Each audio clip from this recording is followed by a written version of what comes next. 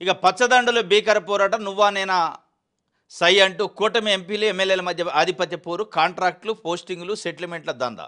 తమ్మాటే చెల్లుబాటు కావాలని ఎంపీల పట్టు, మీ జోక్యం ఏమిటని మండిపడుతున్న ఎమ్మెల్యేలు. విశాఖలో బాలకృష్ణ చిన్నాల్లుడు భరత్ ఓవర్ డామినేషన్, అన్ని నియోజకవర్గాలను పెత్తనం, గాజువాకలో వేలు పెట్టడంతో టీడీపీ రాష్ట్ర అధ్యక్షుడు పల్లా అసహనం. నంద్యాల ఎంపీ శబరి హడావుడికి ఎమ్మెల్యేల బ్రేకులు. తండ్రితో పెత్తనం చేస్తుండటంతో అధిష్టానానికి ఫిర్యాదులు. విజయవాడలో చిన్నిది అంతా, నెల్లూరులో వేమిరెడ్డి పై ఎమ్మెల్యేల బగ్గు, ఎంపీ లావు తీరుపైన ఆగ్రహం. వీళ్ళంతా ఎంపీలు, తెలుగుదేశం పార్టీ ఎంపీలు. అంటే విశాఖపట్నం కాడి నుంచి మొదలు పెడితే నారా లోకేష్ గారు తోడలుడు ప్లస్ బాలకృష్ణ గారి అల్లుడు కూడా చిన్నల్లుడు శ్రీభరత్. ఆయన పరిధిలో, ఆయన ఎంపీ పరిధిలో ఒక 7 ఎమ్మెల్యే కాన్స్టిట్యున్సీలు ఉంటాయి. మొత్తం నేనే బాస్ మీకు అన్నట్టు వ్యవహరిస్తున్నట.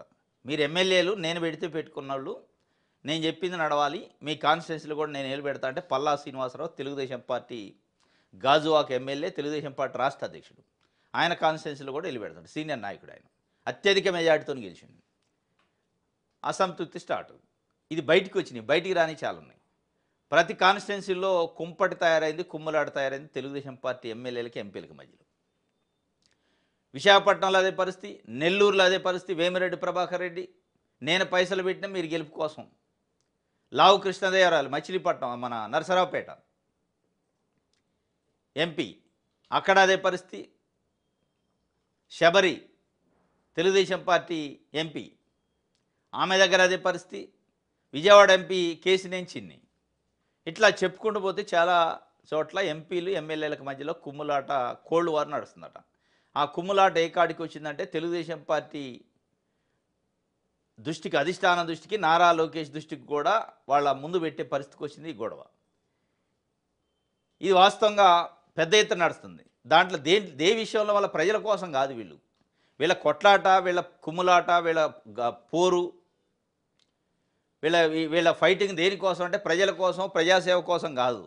అదైతే మంచిగానే ఉంటుంది. కుమ్ములాట ఎంత మంచిగా, ఎంత అయితే అంత పోటీలు పడి పనిచేస్తారు, సంతోషంగా ఉంటుంది ప్రజలకు కూడా. కానీ దానికి కావట్లే.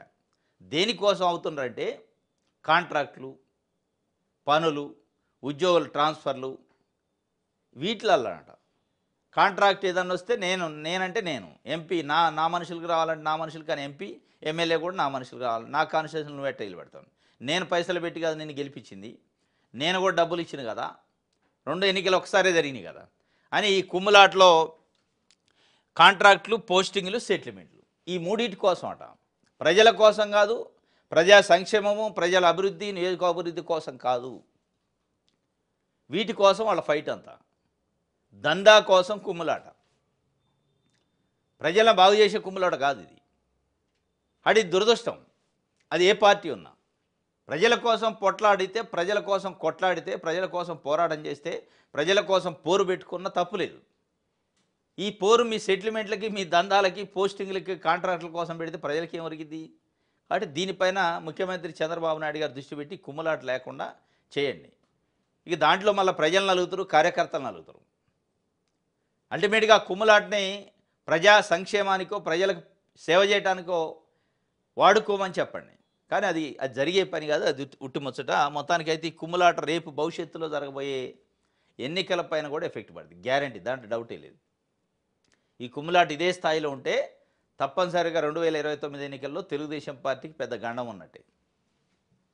తురకపాలెం నీటిలో ఈకోలి బ్యాక్టీరియా ఉందట. తురకపాలెం గురించి ఇంకా రాలే అసలు ఆ రిపోర్టు. ఇప్పటికే 47-48 మంది చనిపోయారట పాపం 4 నెలల్లో. దానికి సంబంధించి ఒక ఎక్స్పర్ట్ కమిటీని, మెడికల్ క్యాంప్ అన్నీ పెట్టారు, కానీ ఆ శాంపిల్స్ పంపించారు, రిపోర్ట్ రాలేదు. ఈకోలి బ్యాక్టీరియా ఉంది దానివల్లనే అని చెప్తున్నారు. నీటిలో కలుషితమైంది అనేది ప్రధానంగా ఆరోపణ. చంద్రబాబు నాయుడు గారు కానీ, నారా లోకేష్ గారు కానీ, సత్యకుమార్ వైద్య శాఖ మంత్రి గారు కానీ మిగతా పనులు పైన దృష్టి పెట్టే బదులు దానిపైన పెట్టండి. తురకపాలెం పైన కనీసం రోజు 1 గంట సేపు పైన ఏమవుతుంది, ఆ రిపోర్ట్ ఏమైందని పర్స్యూ చేయండి. ఎందుకంటే అక్కడ చనిపోతారు పాపం. రైట్.